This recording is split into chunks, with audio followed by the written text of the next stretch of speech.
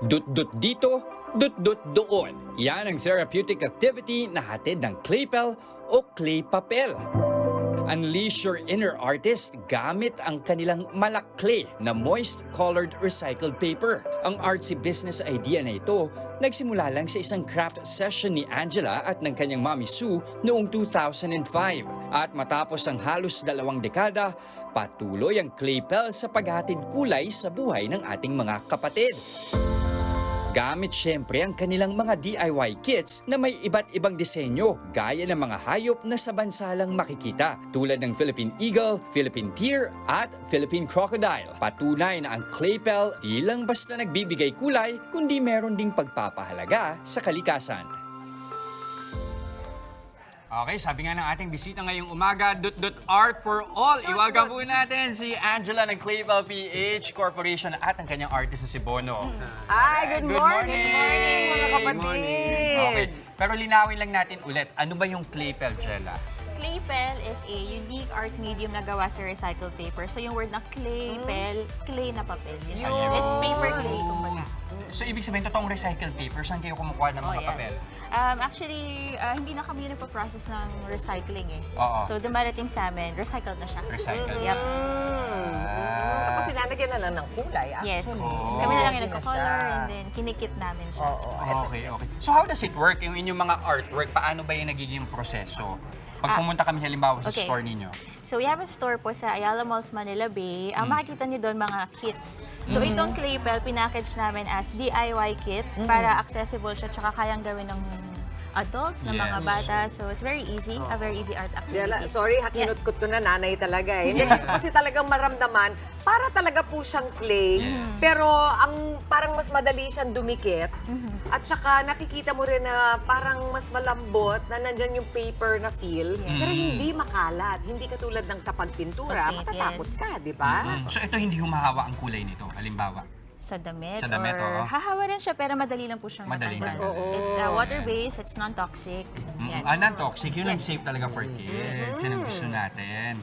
Okay, so ibig sabihin may iba't ibang mga, katulad nitong ginagawa ni Bono, may mga disenyo na. Yes. Tapos kayo na lang ang magsasalpak ng clay, ano? Ganun ba yung proseso Yes. natin? So sa mga DIY kit po, nakaprint na yung design. So pipili na lang kayo ng kung gusto niyo yung design and then ganito, dududutan niyo siya ng Claypel. Dudut-dutan. Dudut-dutan. So makikita ko ang gamit lang nila Jess is itong provided na clay Na clay, pel, oo. tsaka yung dalawang parang Stick. stick lang. Oo. Stick lang talaga. Parang halos parang barbecue stick lang yan eh, no? Oo. Kung halimbawa mawala ko yung stick, pwede akong gumamit ng chopsticks. Halimbawa, Pwede. kung meron, no? Barbecue Pwede. stick, ano?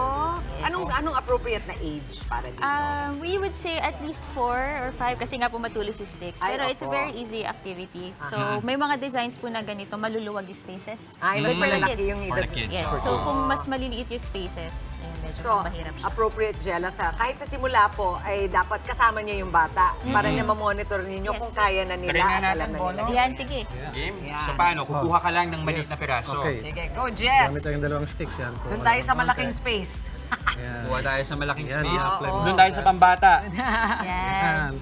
Okay. Ililay mo lang talaga. Yes. Tapos parang dumidikit siyang kusa. Didikit lang no? po siyang kusa, hindi niyo siya kailangan dagdagan ng water, glue, or anything. Didikit lang siya and then iwanan niyo po siya 1 to 2 hours, dry na siya. Iiwan lang sa store. Tapos kumari, kain ka muna. Pagkatapos, pagbalik mo, tuyo na. Makukuha mo na siya ng buo. Oh, ang galing na Galing, bonding oo. ito. Lalo na kung yun na nga, kung iuwi mo, dadali mo sa bahay, di ba? Naku mga nanay, yung paborito nyong playlist, play nyo lang, kasama Habang ng mga ginagawa. anak ninyo, di ba? Hindi nyo napapansin, ayun na. Nako. Dumaan na yung 2 oras, hindi sila nakatutok sa cellphone. Mami Chiki, ito ang suspecha ko. Hindi mga bata ang gagawa nito. Ay, Yung mga nanay. Medyo tama ka dyan. Oo. So ano yung mga designs na available natin, Jella? Marami po tayong designs na available eh. Hindi ko ma-enumerate pero we have 3 sizes available. We have mini kits. Pwede ito pang students, 5x5. How much Parang yan? ganyan So lang kaliit. itong hawak ko, 295. ito na yung mini. This is the medium kit. Square kit, medium. pangalawang size. How much naman yan? 595. So, 595. sa isang kit, meron na pong board, may colors, Okay. naka-frame na siya, tapos may sticks. Okay, and then yung large natin, This is ito. ito naman yung biggest size. It's 995. It's tawag namin master kit. So may mga Ayun. mahihirap na designs dito. Pero Mami Chiki, tingnan mo sa likod mo. Yep. Literal na natin. ginagawa ng pang-artwork. Ay, Etong mga oo. clay pen natin. Clay pel ba ito, Jess? Oh, yes. Kung makikita niyo po yung texture niya, medyo flat. Pwede bang hawakan mo? No? Pwede na po. Oo. Pwede. Tapos yung Okay. Kung yung ginamit natin dito sticks, Oo. ang Oo. gamit ng artist dito, palette knife. Ayun.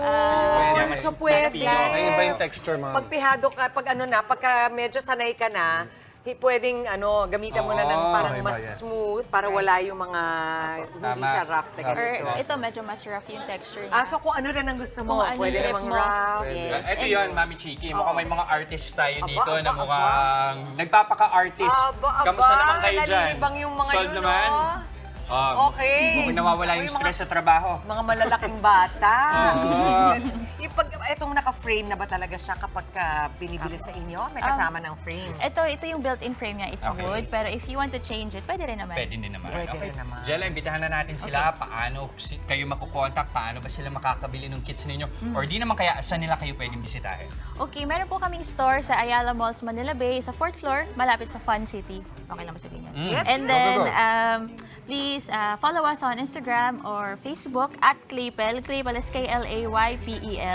And then, bili kayo sa Shopee, Lazada. Yeah. Ayun. Such a unique gift. Pwede, Kakaiba. no? Diba? Nakakatuwa. Maraming salamat. Jella at saka Bono na Thank pinakilala you. nyo sa amin Yes. itong napakagandang activity para sa mga nanay at mga anak nila. So, thank you very much. Thank you Thank so you much. so much. Mga kapatid, Justin Quirino po. Masayang kwentuhan at makapulahang informasyon ang hatid namin tuwing umaga. Kaya mag-subscribe na at mag-follow sa social media pages ng News 5.